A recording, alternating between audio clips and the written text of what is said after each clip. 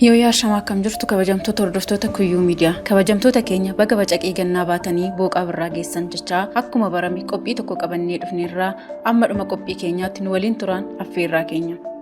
Qophiin keenya har'aas wayyaaneen waliigaltee armaan dura mootummaan federaalaa dhiyeesseef diddee waraanatti galte amma haal durii tokko malee nan fudhadha jechuun ishee dhaga'amee jetti.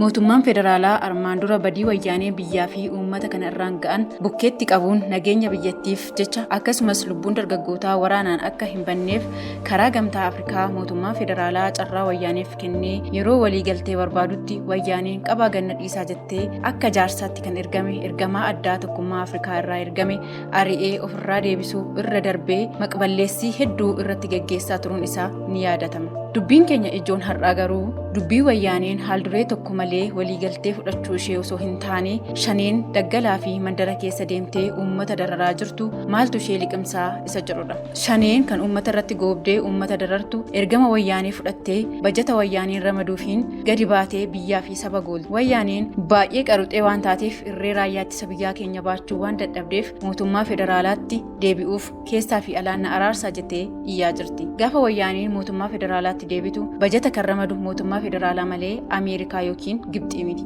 Yeroo kanatti carraan shanee maal ta'a jedhanii yaaduun barbaachisaadha. Shaneen abbaan ishee wayyaanee kan ta'e kan umurii ishee guutuu wayyaaniif ergamtu har'a garuu gaafa wayyaaneen ishii gantee mootummaa fi uummatatti araaramtu shaneen carraan isheen qabdu kan danda'u akkuma duraa gammoojjii ormaatti deebi'uudha yookiin immoo raayyaa ittisa biyyaa keenyaan daaraa botoruu ta'uu ishiiti.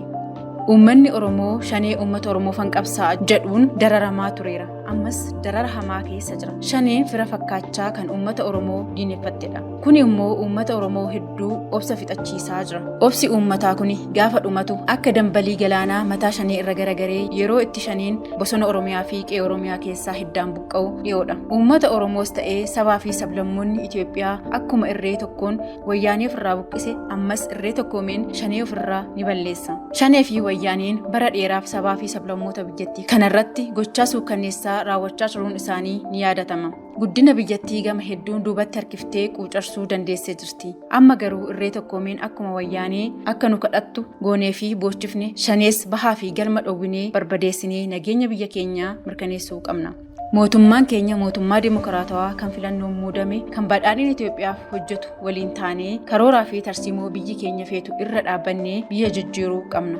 Uummanni Oromoo aadaa fi seenaa guddaa kan addunyaaf fakkeenya gaarii ta'e qaba. Yeroo jalqabaa fi yeroo dhumaaf girrigirrii wayyaanee fi shanii ofirraa cufee mootummaa isaa cinaa dhaabbatee akkuma armaan dura barame sabaa fi sablammoota biyyattii hammatee guddina biyya isaa keessatti shoora isaa isa duraan barame sana bahachuu qaba. Mootummaan kun mootummaa Oromoo irraa dhalate keessatti guddate kan saba isaaf quuqqamu kan gaaffii jaarraa tokkoo fi walakkaaf ture walduraa duubaan deebisaa jiru cinaa dhaabbachuun humna taanee fi shanees ta'ee wayyaanee ofirraa mancaasnee nageenya waaraa fiduu qabnaan dhaamsa keenya. Waan nu hordoftaniif galatoomaa isiniin jechaa hamma qophii biroo walitti deebinutti nagaan nuuf turaa isiniin jenna. Kuyyuu Miidiyaa laayik, sheer, sabskiraayib gochuun dagatinaan dhaamsa keenya.